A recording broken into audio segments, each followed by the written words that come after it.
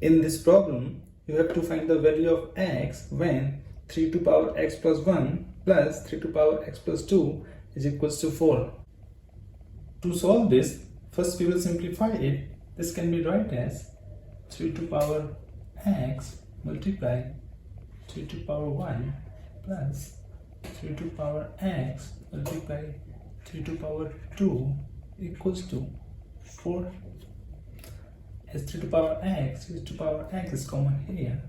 So take 3 to power x as common. So bracket is 3 plus 3 to power 2 is 9 equals to 4. Further simplifies to 3 to power x multiply 3 plus 9 is 12 equals to 4. Divide by 12 on both sides. This cancel. This simplifies to 3 to power x equals to 3, 1 divided by 3, which equals to 3 to power minus 1. So by comparing their powers, this gives x equals to minus 1. So for this question, x equals to minus 1 is our answer.